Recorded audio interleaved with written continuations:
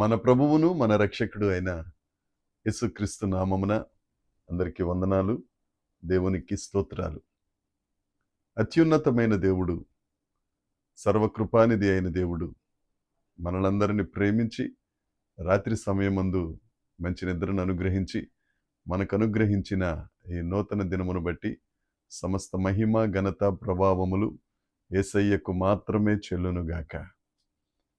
ఆ గొప్ప దేవుడు ఈ నూతన దినములో మనకు అనుగ్రహించిన దేవుని యొక్క వాగ్దానము కృపావార్త. యోబు గ్రంథము 23వ అధ్యాయము 14వ వచనము. నాకు విధింపబడిన దానిని ఆయన నెరవేర్చును, అట్టి పనులను ఆయన అనేకముగా జరిగించువాడై ఉన్నాడు. దేవునికి స్తోత్రం కలుగునుగాక, దేవునికి మహిమ కలుగునుగాక.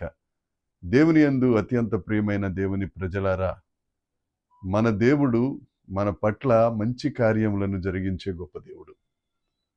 యోబు గారు తన అనుభవ జ్ఞానంలో నుండి తెలియచేసిన అనేకమైన మాటలలో అతి ఉన్నతమైన మాట, ఆయన మనకు విధింపబడిన దానిని నెరవేర్చే గొప్ప దేవుడు. చాలామంది చాలా రకాలుగా మనుషుల్ని భయపెడతా ఉంటారు. నీ జీవితంలో ఇక ఇలాగే జరుగుతుంది, ఇక నీ బ్రతుకింతే, నువ్వు ఎన్నటికీ మేలు అనేది ఉండదు, నీ బ్రతుకులో మంచి అనేది జరగదు, నీకు వాళ్ళు అలా చేశారు, వీళ్ళు ఇలా చేశారు, రకరకాల మాటలు మాట్లాడుతూ ఉంటారు.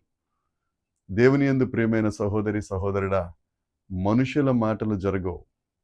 ఈ దినాన్న దేవుడు నీతో నాతో మాట్లాడుతున్న మాట, ఆయన విధించిన దానిని నెరవేర్చే గొప్ప దేవుడు.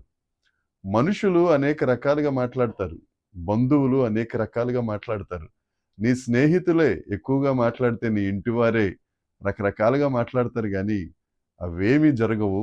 దేవుని చిత్తమే నీ జీవితంలో జరుగుతుంది. దేవుడు ఏదైతే నీకు జరగాలని నిర్ణయించారో అది తప్పకుండా జరుగుతుంది.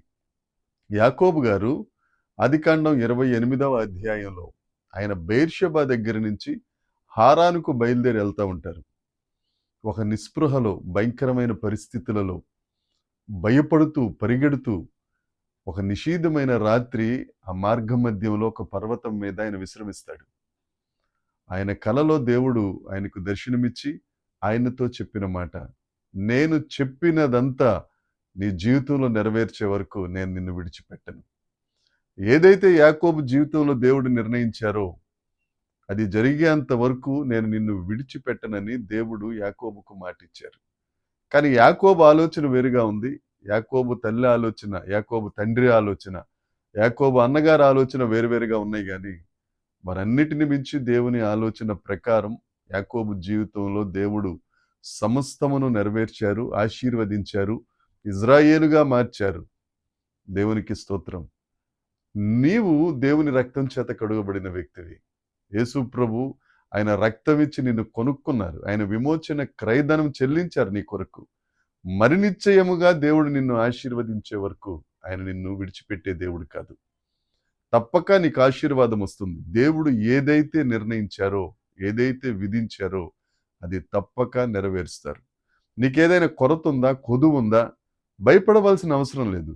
మన దేవుడు అసాధ్యములను సుసాధ్యం చేసే దేవుడు. ఆ కొరతే, ఆ కొదువే నీకు గొప్ప మేలుగా మార్చబోతున్నారు. యెషయా గ్రంథము 55వ అధ్యాయము 11వ వచనంలో ఉన్న వాగ్దానం, దేవుడిచ్చిన వాగ్దానం ఏది అది భూమిని చేరి నిష్ప్రయోజనముగా, నిష్ఫలముగా ఆయన దగ్గరకు చేరదు.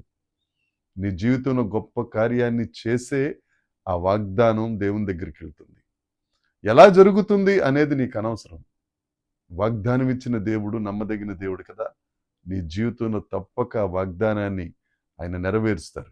ఎందుకు నా బ్రతికిలాగా అయిపోతుందని భయపడొద్దు, దేవుడు నీతోనే మాట్లాడుతున్నారు. ఇలాంటి అనేకమైన కార్యములు ఆయన జరిగించువాడై ఉన్నాడు. దేవుని వాగ్దానాన్ని నమ్ము, దేవుని వాగ్దానాన్ని బట్టి దేవుణ్ణి స్తుతించు, మహిమపరచు. ఆయన చిత్తం నీ పట్ల నెరవేరాలని దేవుని దగ్గర ప్రార్థన చేయి. నిశ్చయముగా మాటిచ్చిన దేవుడు నిన్ను ఆశీర్వదించునుగాక. ఆమేన్. చిన్న ప్రార్థన చేసుకుందాం. పరలోకమందున్న మా తండ్రి, పరిశుద్ధుడా, కృపగలిగిన దేవా, నీకు స్తోత్రం. ఈ నూతన దినములో మీరు ఇచ్చిన వాగ్దానానికై నీకు స్తోత్రాలు.